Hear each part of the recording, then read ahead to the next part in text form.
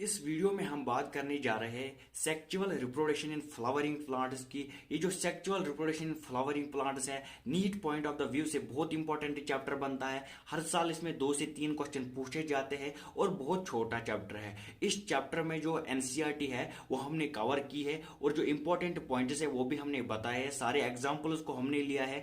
तो इस चैप्टर में आगे कुछ करने की जरूरत नहीं है, बस जितना है उसमें से 2-3 क्वेश्चन हमारे हो जाएंगे। तो इस चैप्टर को हम कम से कम टाइम में निपटा देंगे। तो सबसे पहला जो पॉइंट लिखा है sexual reproduction in flowering plants में, वो क्या बोला गया है? वो बोला गया all flowering plant show sexual reproduction, यानी जो भी फ्लावरिंग प्लांट है वो सेक्सुअल रिप्रोडक्शन दिखाएगा। यानी ऑल का मतलब यहाँ पे है कोई एक्सेप्शन नहीं है, यानी एक्सेप्शन कोई भी नहीं है, यानी कि एसेक्सुअल कभी भी नहीं दिखाएगा। जो भी फ्लावरिंग प्लांट्स हो है ऑलवेज क्या दिखाएगा? ऑलवेज सेक्सुअल रिप्रोडक्शन दिखाएगा, बाकी एसेक्सुअल कभी भी नहीं दिखाएगा। तो ये था पहला पॉइंट। उसके बाद अगर हम बात करेंगे सीधे किसकी, स्टेमिन की बात करेंगे, तो स्टेमिन में क्या बोलता है कि स्टेमिन में 2 पार्ट्स प्रेजेंट होते हैं। क्या क्या है? एक है फिलामेंट और एक है एंथर। ये जो 2 पार्ट्स है फिलामेंट और एंथर, यही क्या बनाते हैं? यही स्टेमिन बनाते हैं। बाकी आगे जो कहानी है वो एंथर की चलेगी, वो हम देखेंगे एंथर में क्या है, तो वो देखेंगे। तो एंथर में अगर हम देखेंगे एंथर की कहानी क्या है, तो एंथर में है, एंथर बोला गया है बाइलोब्ड है। एंथर बाइलोब्ड है, यानी बाइलोब्ड मतलब उसमें 2 लोब प्रेजेंट हो सकते हैं, यानी लोब 1 और लोब 2, 2 लोब प्रेजेंट होते हैं। और एक लोब में कितने थीका है? 2 थीका प्रेजेंट है। यहां पर भी आप देख सकते हैं एक लोब में 2 थीका प्रेजेंट है। तो अगर हम एक थीका की बात करेंगे, एक थीका में एक माइक्रोस्पोरेंजिया हो सकता है। तो इसके हिसाब से अगर हम चलेंगे तो हम बोलेंगे बाई, ये जो एंथर है वो बाइलोब्ड है और एक लोब में 2 थीका प्रेजेंट है और एक थीका में एक माइक्रोस्पोरेंजिया प्रेजेंट है। तो ये सारी कहानी थी जो एंथर के बारे में बोला गया। आगे हम थोड़ा सा और चलेंगे और हम देखेंगे किसके बारे में, आगे हम देखेंगे माइक्रोस्पोरेंजियम के बारे में। तो माइक्रोस्पोरेंजियम के बारे में क्या बोला गया है कि इसमें 4 वॉल लेयर्स प्रेजेंट होती है। कितनी? 4 वॉल लेयर्स प्रेजेंट होती है। कौन कौन सी है? वो है एपिडर्मिस है, एंडोथीशियम है, मिडिल लेयर है और टैपिटम है, यानी 4 लेयर्स प्रेजेंट होती है माइक्रोस्पोरेंजियम में।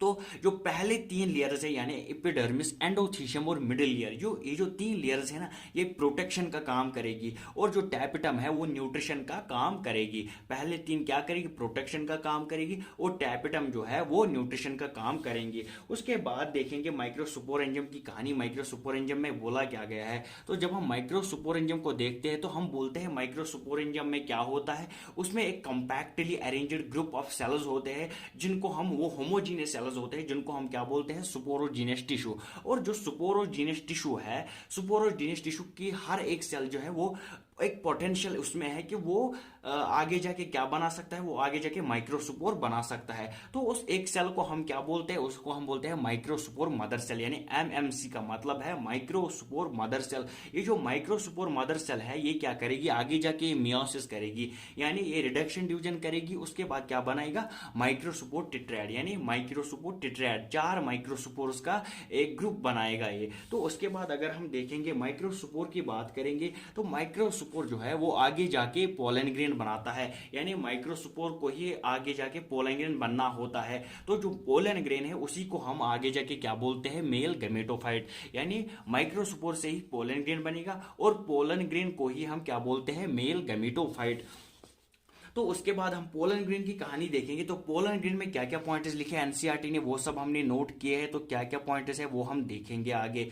तो बोला गया है कि पोलन ग्रेन्स की जो शेप है वो कैसी है? वो सुफेरिकल शेप है। पोलन ग्रेन्स की जो शेप है वो सुफेरिकल शेप है और पोलन ग्रेन में 2 लेयर्स प्रेजेंट होते हैं, यानी 2 लेयर वॉल प्रेजेंट होता है इसमें। वो कौन कौन सा है? वो एक्साइन है और इंटाइन है। कौन कौन सा है? एक्साइन है और इंटाइन है। पहले हम एक्साइन के बारे में देखेंगे। तो एक्साइन जो है वो आउटर लेयर है। एक्साइन जो है वो आउटर लेयर है। बाहर वाली लेयर जो है पोलन ग्रेन में वो क्या है? वो एक्साइन है। और ये जो एक्साइन है ये हार्ड है, क्योंकि ये बाहर वाली रियल है तो हार्ड होना बनता है। तो उसके बाद अगर हम देखेंगे, इसकी बात करेंगे सुपोरोपोलेनिन। सुपोरोपोलेनिन से ही क्या बना हुआ है? सुपोरोपोलेनिन से ही एक्साइन बना हुआ है। तो सुपोरोपोलेनिन से एक्साइन बना हुआ है और जो सुपोरोपोलेनिन है वो मोस्ट रेजिस्टेंट ऑर्गेनिक मटेरियल है, यानी अभी तक कोई भी एंजाइम ऐसा नहीं बना है जो सुपोरोपोलेनिन को डिग्रेड कर सकता है या सुपोरोपोलेनिन किसी भी टेम्परेचर में विथस्टैंड कर सकता है। लेकिन एक जगह ऐसी है, एक्साइन में एक जगह ऐसी है जहां पर क्या है? जहां पर सुपोरोपोलेनिन एब्सेंट है। एक जगह एक्साइन में ऐसी है जहां पर स्पोरोपोलिन एब्सेंट है, उस जगह को हम क्या बोलते हैं, जर्मपोर बोलते हैं, उस जगह को हम जर्मपोर बोलते हैं। तो आगे अगर हम देखेंगे इंटाइन की बात करेंगे, इंटाइन मतलब इनर लेयर। अगर थोड़ा सा कन्फ्यूजन रह जाएगा कि एक्साइन आउटर है या इंटाइन आउटर है, तो उसमें से थोड़ी सी याद रखना है कि इंटाइन के जो पहले दो वर्ड है इन, इसीलिए जो है वो इनर लेयर है।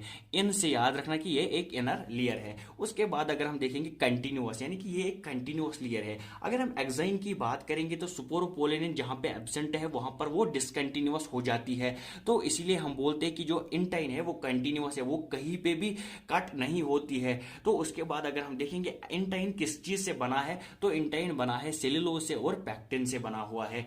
इंटाइन दो चीजों से बना हुआ है, कौन कौन सा, सेल्यूलोज है और पैक्टिन है। और जो इंटाइन है वो थिन लेयर है, क्योंकि वो इनर लेयर है इसीलिए वो थोड़ी सी थिन लेयर है। ये सारी कहानी थी जो हमने पोलन ग्रेन्स के बारे में बोला है। तो और एक जो पॉइंट लिखा है एनसीईआरटी ने कि 60% जो पोलन ग्रेन्स होते हैं एंजियोस्पर्म में वो शेड होते हैं, 60% जो है वो 2 सेल स्टेज में शेड होते हैं, और जो 40% है वो 3 सेल स्टेज में शेड होते हैं। ये हम थोड़ा सा आगे देखेंगे, ये 2 सेल स्टेज क्या है और ये 3 सेल स्टेज क्या है, ये हम थोड़ा सा आगे देखेंगे। लेकिन बस इतना याद रखना है 60% जो है वो 2 सेल स्टेज में शेड होते हैं, और जो 40% वो 3 सेलर में। उसके बाद जब हम देखेंगे ये 2 सेल्स कौन है, यानी कि 2 सेलर स्टेज जो है वो क्या क्या है, वो है एक है वेजिटेटिव सेल, एक है जेनरेटिव सेल। जो वेजिटेटिव सेल है वो थोड़ी सी बिगर है, और जो जेनरेटिव सेल है वो स्मॉल सेल है, यानी वेजिटेटिव सेल थोड़ी सी बड़ी सेल है और जो जेनरेटिव सेल है वो स्मॉल है। वेजिटेटिव सेल में जो है वो काम क्या करता है, इंपॉर्टेंट काम जो वेजिटेटिव सेल का है वो है अबंडेंट फूड रिजर्वर है, यानी इसमें फूड जो है वो स्टोर रहता है। क्या रहता है, फूड जो है वो स्टोर रहता है। और इसमें जो न्यूक्लियस है वो बड़ा वाला न्यूक्लियस है, लेकिन उसकी शेप कोई डेफिनेट शेप नहीं है, यानी कि उसका वेल डिफाइंड शेप नहीं है, बस वो इरेगुलर शेप्ड है, बड़ा है लेकिन इरेगुलर शेप्ड है। और जो जनरेटिव सेल है वो इतनी छोटी होती है, यानी कि कितनी छोटी कि वो फ्लोट करती है किसकी, साइटोप्लाज्म में, यानी वो cytoplasm of the vegetative cell में क्या करती है, उसमें फ्लोट करती है। तो अगर हम 3 सेलर स्टेज की बात करेंगे तो 3 सेलर स्टेज में क्या होता है, जो जनरेटिव सेल है वो आगे जाके फिर क्या करती है, वो आगे जाके फिर डिवाइड करती है और 2 मेल गैमेट्स बनाते हैं, उसको हम बोलते हैं 3 सेलर स्टेज। उसके बाद अगर हम बात करेंगे पोलन ग्रेन की वायबिलिटी की, यानी पोलन ग्रेन कितने टाइम तक वायबल रहता है, तो उसमें सबसे पहले जो एग्जाम्पल दी है एनसीईआरटी ने, हम बस उतने एग्जाम्पल करेंगे, उससे बाहर कुछ नहीं करेंगे क्योंकि आना तो एनसीईआरटी में ही है। तो अगर हम पहले राइस और व्हीट की बात करेंगे तो राइस और व्हीट में जो है पोलन वायबिलिटी वो कितनी है, वो 30 मिनट की है।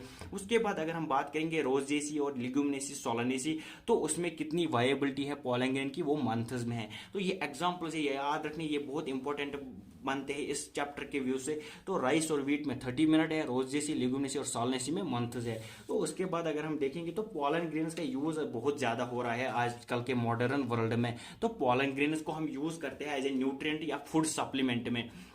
जो एथलीट्स है वो पोलन ग्रेन की टैबलेट्स लेते हैं, उनको यूज करते हैं, उनकी वजह से क्या होता है, परफॉर्मेंस जो उनकी है वो इंक्रीज हो जाती है। या ये जो घोड़े होते हैं, जो रेस में हम घोड़े दौड़ाते हैं, तो उनमें भी क्या देते हैं, पोलन ग्रेन देते हैं, उससे उनकी परफॉर्मेंस जो है वो इंक्रीज करते हैं। लेकिन पोलन ग्रेन जो है वो उसको हम स्टोर भी कर सकते हैं, पोलन ग्रेन जो है उसको हम स्टोर भी कर सकते हैं। लेकिन किस में स्टोर करेंगे, वो करेंगे हम स्टोर लिक्विड नाइट्रोजन में। जो लिक्विड नाइट्रोजन है उसको हमने स्टोर करना है -196 डिग्री सेल्सियस पे, यानी पोलन ग्रेन को हम स्टोर कर सकते हैं लिक्विड नाइट्रोजन में। उसका टेम्परेचर जो होना चाहिए वो होना चाहिए -196 डिग्री सेल्सियस। उसके बाद अगर हम देखेंगे एक इंपॉर्टेंट पॉइंट है, ये एनसीईआरटी ने दिया है कि एक ओवरी में कितने ओव्यूल्स हो सकते हैं, या एक हो सकते हैं या एक से ज्यादा, यानी कि एक ओवरी में ओव्यूल्स एक होता है या होता है एक से ज्यादा, यानी कि मनी। तो अगर जिसमें एक ओव्यूल प्रेजेंट है ओवरी में, वो कौन कौन है, वो है व्हीट, पैडी और मैंगो। ये एग्जांपल्स बहुत इंपॉर्टेंट है, ये आपको याद रखने हैं। वो कौन कौन से है, व्हीट है, पैडी है और मैंगो है। जिसमें मनी ओव्यूल्स प्रेजेंट है वो कौन कौन है, वो है पपैया है, वाटरमेलन है और ऑर्किड्स है। पपैया, वाटरमेलन और ऑर्किड्स है। तो एक जो है वो है व्हीट, पैडी, मैंगो। जिनमें मनी ओव्यूल्स प्रेजेंट है वो है पपैया, वाटरमेलन और ऑर्किड्स। उसके बाद अगर हम थोड़ी सी ओव्यूल के बारे में देखेंगे, जो एनसीईआरटी ने पॉइंट्स दिए वो हम देखेंगे यहाँ पे। तो वो क्या क्या है, जो ओव्यूल है वो ओव्यूल है प्लेसेंटा से जुड़ा है, वो ओव्यूल प्लेसेंटा से जुड़ा है, लेकिन कौन जोड़ता है इनको? वो फ्यूनिकल जोड़ता है। ओव्यूल जो है वो प्लेसेंटा से जोड़ा है और इनको कौन जोड़ता है? फ्यूनिकल जोड़ता है। और जो बॉडी ऑफ ओव्यूल है ना, वो फ्यूज करती है किससे? फ्यूनिकल से। जो बॉडी ऑफ ओव्यूल है वो फ्यूज करती है फ्यूनिकल से एक रीजन पे। उस रीजन को हम क्या बोलते हैं? उस रीजन को हम हाइलम बोलते हैं। उस रीजन को हम हाइलम बोलते हैं जहां पर ओव्यूल की बॉडी फ्यूज हो जाएगी फ्यूनिकल से, उसको हम हाइलम बोलते हैं। और हर किसी ओव्यूल में एक से दो इंटीग्यूमेंट्स प्रेजेंट है। जो इंटीग्यूमेंट्स है वो क्या करते हैं? वो एक प्रोटेक्टिव कवरिंग की का काम करते हैं। तो उसके बाद अगर हम देखेंगे मेगास्पोर की तरफ जाएंगे तो मेगास्पोर मदर सेल, एमएमसी यहां पर क्या डिनोट करेगा? Megaspore mother cell. तो मेगास्पोर मदर सेल क्या करेगी? यहां पे मियोसिस करेगी। जब मेगास्पोर मदर सेल मियोसिस करेगी तो 4 मेगास्पोर्स बनाएगी। कितने मेगास्पोर्स? 4 मेगास्पोर्स बनाएगी।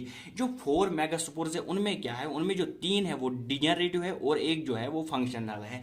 यानी जो 3 है वो खत्म हो जाएंगे, वो किसी काम का नहीं है, और ये जो एक रहेगा यही फंक्शनल है। यानी 4 में से खाली एक बचेगा, ये फंक्शनल है। इसको हम मोनोस्पोरिक डेवलपमेंट भी बोलते हैं। और वो एक जो फंक्शनल है वो आगे जाके क्या बनाएगा? Female gametophyte. वो फीमेल गैमेटोफाइट क्या है? वो एम्ब्रियो है। क्या है वो? फीमेल गैमेटोफाइट एम्ब्रियो है। तो ये थी किसकी? मेगास्पोरोजेनेसिस की प्रोसेस। और उसके बाद अगर हम देखेंगे एम्ब्रियो सैक के बारे में, जो एनसीईआरटी ने लिखा है वो इंपॉर्टेंट बनता है, बहुत ज्यादा इंपॉर्टेंट है, उसको याद रखना है। वो एम्ब्रियो सैक के बारे में क्या क्या बोलते हैं। तो एम्ब्रियो सैक के बारे में बोला है, सबसे पहला पॉइंट जो है वो माइक्रोपाइलर एंड है। क्या है? Micropylar and. जो माइक्रोपाइलर एंड है एम्ब्रियो सैक में, उसमें 3 सेल्स प्रेजेंट होते हैं। कितने? 3 सेल्स उसमें प्रेजेंट होते हैं। वो जो 3 सेल्स है उसको हम बोलते हैं एग एपारेटस। वो जो 3 सेल्स है उनको हम बोलते हैं एग एपारेटस। उस एग एपारेटस में जो एक सेल है उसको हम बोलते हैं एग सेल, और जो 2 है वो है साइनर्जिडस। यानी एक है एग सेल, 2 है साइनर्जिडस। माइक्रोपाइलर एंड पे 3 सेल्स प्रेजेंट है जिनको हम एग एपारेटस बोलते हैं। एग एपारेटस में एक एग सेल है और 2 साइनर्जिड्स है। इसके बावजूद इनमें जो प्रेजेंट है वो है फिलीफॉर्म एपारेटस। क्या है? Filiform apparatus. तो फिलीफॉर्म एपारेटस किस काम का है? फिलीफॉर्म एपारेटस जो है वो पॉलिन ट्यूब को गाइड करता है किसमें? साइनर्जिड में जाने के लिए। वो पॉलिन ट्यूब को गाइड करेगा साइनर्जिड में जाने के लिए। कौन? Filiform apparatus. उसके बाद चलते हैं क्लाजल एंड पे। क्लाजल एंड पे जो सेल्स प्रेजेंट है उनको हम बोलते हैं एंटीपोडल्स। क्लाजल एंड पे जो सेल्स प्रेजेंट है उनको हम बोलते हैं एंटीपोडल्स। यानी एम्ब्रियो सैक में इसके बावजूद जो प्रेजेंट है वो है 2 पोलर न्यूक्लियर। वो सेंटर में प्रेजेंट होंगे, यानी कि एम्ब्रियो सैक के सेंटर में प्रेजेंट होंगे 2 न्यूक्लियर, उनको हम बोलते हैं 2 पोलर न्यूक्लियर। जो आल और एम्ब्रियो का स्ट्रक्चर बनता है वो कितना बनता है? 8 न्यूक्लियर। कितना? 8 न्यूक्लियर और 7 सेल्ड। कितना बनता है? 8 न्यूक्लियर और 7 सेल्ड। जो 8 न्यूक्लियर और 7 सेल्ड स्ट्रक्चर है उसी को हम क्या बोलते हैं? उसी को हम एम्ब्रियो सैक बोलते हैं। उसके बाद एक इंपॉर्टेंट टॉपिक पे चलेंगे। वो इंपॉर्टेंट टॉपिक क्या है? वो अबाउट द पॉलिनेशन है। तो पॉलिनेशन के बारे में अगर हम देखेंगे, पॉलिनेशन के बारे में क्या क्या एनसीईआरटी ने बोला है, तो पॉलिनेशन के पहले काइंड देखेंगे पॉलिनेशन का कौन कौन सा टाइप है। तो सबसे पहला टाइप जो है वो ऑटोगैमी है। तो ऑटोगैमी में सिंपल याद क्या रखना है कि अगर एंथर और स्टिग्मा, अगर एंथर और स्टिग्मा सेम फ्लावर में प्रेजेंट हुए, अगर एंथर और स्टिग्मा सेम फ्लावर में प्रेजेंट हुए तो ऑटोगैमी है। अगर उसके बाद हम देखेंगे गेटेनोगैमी। क्या? गाइटेनोगैमी या गिटेनोगैमी, जो भी बोलो आप। अगर एंथर और स्टेमन, अगर एंथर और स्टिग्मा, सॉरी, अगर एंथर और स्टिग्मा सेम प्लांट में प्रेजेंट हुए, सेम प्लांट पे प्रेजेंट हुए लेकिन डिफरेंट फ्लावर पे, एक ही प्लांट है लेकिन फ्लावर डिफरेंट डिफरेंट है, तो उसको हम बोलेंगे गाइटेनोगैमी। उसके बाद अगर हम जीनोगैमी की बात करेंगे तो जीनोगैमी में क्या है? जीनोगैमी में डिफरेंट प्लांट है, तो उसका सीधे मतलब चलता है कि अगर डिफरेंट प्लांट है तो डिफरेंट फ्लावर भी होगा।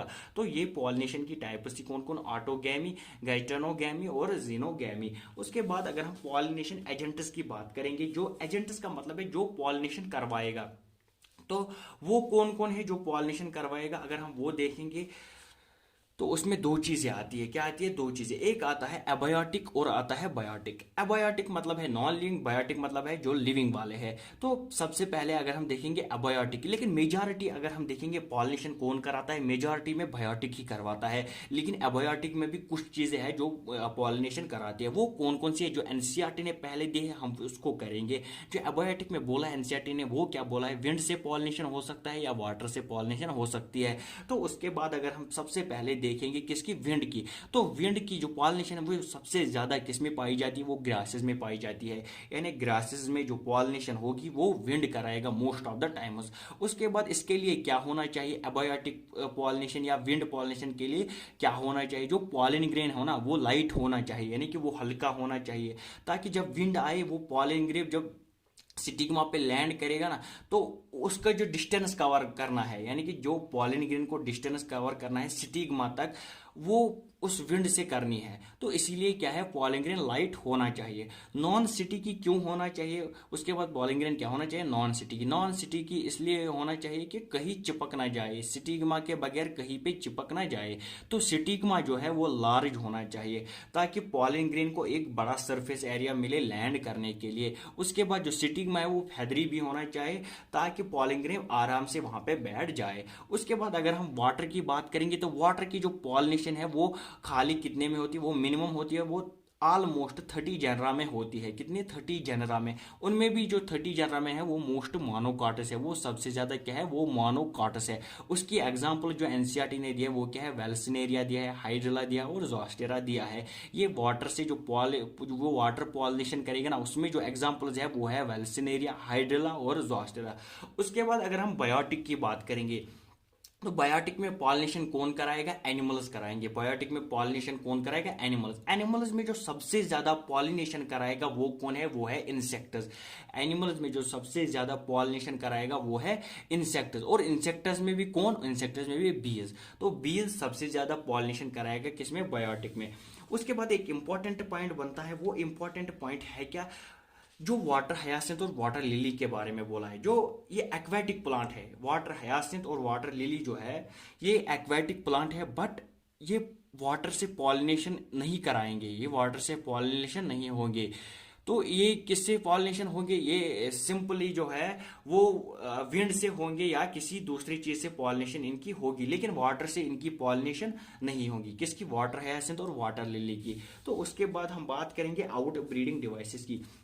तो सबसे पहले हम यही देखेंगे कि आउट ब्रीडिंग डिवाइसेस जो है वो क्या है। आउट ब्रीडिंग डिवाइसेस जो है वो क्या है, आउट ब्रीडिंग डिवाइसेस प्रमोशन करता है किसकी, क्रॉस पॉलिनेशन की। यानी आउट ब्रीडिंग जो डिवाइस है वो प्रमोट करेगा क्रॉस पॉलिनेशन को और प्रिवेंट यानी बचाएगा किससे, सेल्फ पॉलिनेशन से। क्योंकि जब ज्यादा सेल्फ पॉलिनेशन होती है तो इन ब्रीडिंग डिप्रेशन आ जाता है। क्या क्या, इन ब्रीडिंग डिप्रेशन आ जाता है। तो आउट ब्रीडिंग डिवाइसेस में जो पॉइंट है वो क्या क्या है, कैसे ये मतलब सेल्फ पॉलिनेशन को प्रिवेंट करता है और प्रमोट करता है किसको, क्रॉस पॉलिनेशन को। वो जो है नॉन सिंक्रोनाइजेशन होता है इसमें।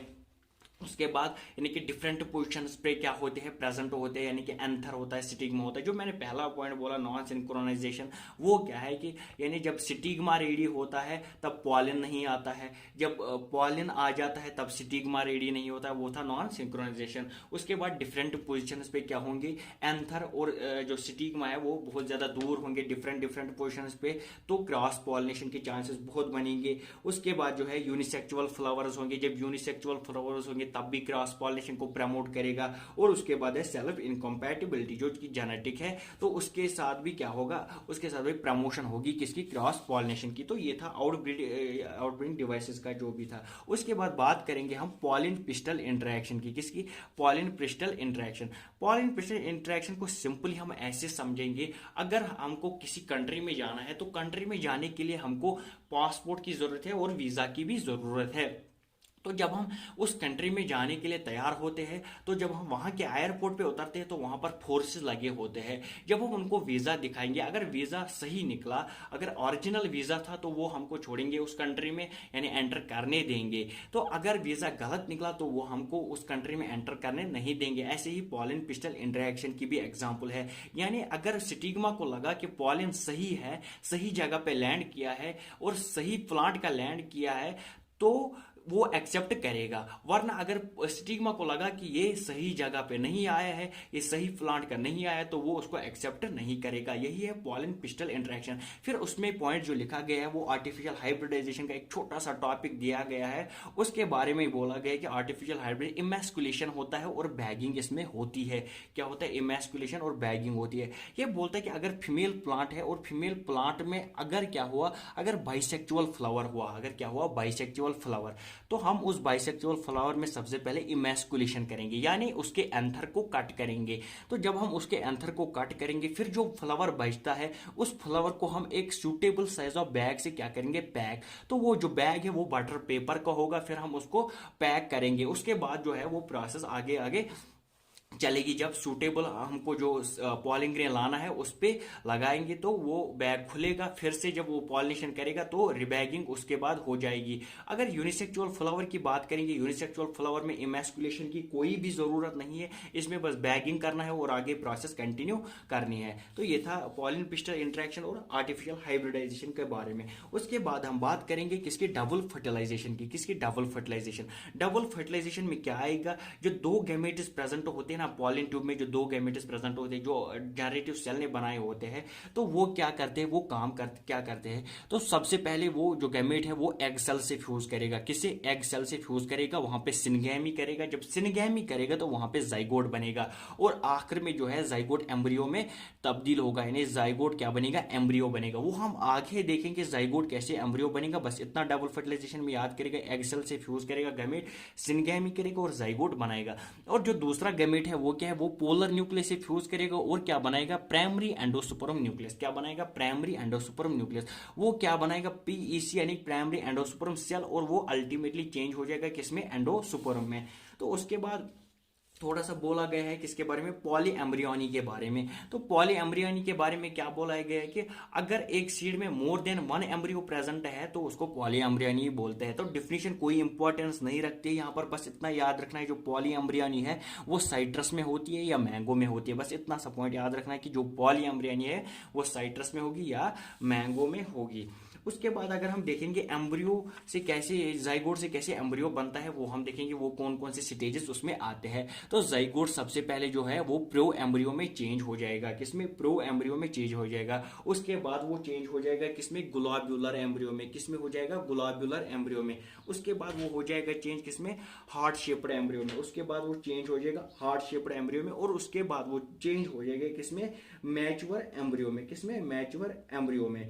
तो उसके बाद अगर हम एक चीज और देखेंगे कि जो मोनोकॉटिलेडनस होते हैं, अगर उसकी ग्रास फैमिली देखेंगे तो मोनोकॉटिलेडन में जो ग्रास फैमिली है उसका जो कॉटिलेडन है उसको हम क्या बोलते हैं, उसको हम बोलते हैं सेक्यूटेलम। वो पॉइंट भी आप यहाँ पे याद रखिएगा।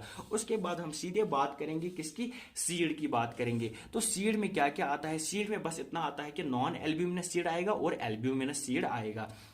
बस इतनी ये दो चीजें आएगी। जो नॉन एल्ब्यूमिनस सीड है उसमें एग्जांपल्स इंपॉर्टेंट बनते हैं, एल्ब्यूमिनस में भी एग्जांपल्स इंपॉर्टेंट बनते हैं। और जो नॉन एल्ब्यूमिनस सीड है वो किसको बोलते हैं, जहां पे एंडोसुपर्म बचा कुछ भी नहीं है, यानी कि सारा का सारा जो एंडोसुपर्म है वो खत्म हो चुका है, उसको हम नॉन एल्ब्यूमिनस बोलते हैं। और एल्ब्यूमिनस वो है जिसमें एंडोसुपर्म क्या है, बचा हुआ है, थोड़ा सा या कुछ ज्यादा भी है लेकिन बचा हुआ है। तो नॉन एल्ब्यूमिनस में जो एग्जांपल्स इंपॉर्टेंट है वो कौन कौन से है, पी है, ग्राउंडनट है और बीन्स है। पी, ग्राउंडनट और बीन्स। जो एल्ब्यूमिनस में एग्जांपल इंपॉर्टेंट है वो कौन कौन से है, वो है कैस्टर है, कोकोनट है, वीट है, मेज है और बार्ली। कैस्टर, कोकोनट, वीट, मेज और बार्ली इंपॉर्टेंट है। उसके बाद हम देखेंगे एक और पॉइंट जो है वो पेरिसोपोरम है। पेरिसोपोरम जिसमें प्रेजेंट है वो किस में प्रेजेंट है, इसकी एग्जांपल याद रखनी है, ना कि कोई डिफिनेशन इसकी याद रखनी है, बस एग्जांपल याद रखनी है। वो है ब्लैक पेपर और बीट, यानी ब्लैक पेपर और बीट में क्या है, पेरिसोपोरम प्रेजेंट है। उसके बाद आखिरी टॉपिक जो आता है वो आता है एपोमिक्सिस का। किसका, एपोमिक्सिस का। एपोमिक्सिस में क्या बोलते हैं, बस इतना बोलते हैं कि सीड बनाता है विदाउट फर्टिलाइजेशन। इसमें सीड बनता है विदाउट फर्टिलाइजेशन। इसमें भी याद क्या रखना है, बस एपोमिक्सिस होता किस किस में ये याद रखना है, यानी कि जो एस्टेरेसी है उसमें होता है या ग्रासेस में होता है। एस्टेरेसी और ग्रासेस में होता है एपोमिक्सिस। उसके बाद एक पॉइंट जो है, एक पॉइंट यहाँ पे ऐड करेंगे हम, जो कि एनसीईआरटी ने दिया है, थोड़ा पीछे लिया लेकिन लिया गया है जरूरी। तो वो कौन सा पॉइंट है, वो है फॉल्स फ्रूट। यानी फॉल्स फ्रूट कौन कौन है, फॉल्स फ्रूट है एप्पल, स्ट्रॉबेरी और कैशू। एप्पल, स्ट्रॉबेरी और कैशू। अगर हम ट्रू फ्रूट की बात करेंगे, ट्रू फ्रूट वो फ्रूट है जो ओवरी से डायरेक्ट बनता है। लेकिन अगर अदर देन ओवरी जिसमें जो फ्रूट बनेगा वो क्या है, वो उसको हम फॉल्स फ्रूट बनेगा। यानी कि अगर अदर देन ओवरी किसी का भी कंट्रीब्यूशन है फ्रूट में तो उसको हम फॉल्स फ्रूट कहेंगे। उसकी एग्जाम्पल जो है वो एप्पल, स्ट्रॉबेरी और कैशू जो एनसीईआरटी ने दी है। Thank you.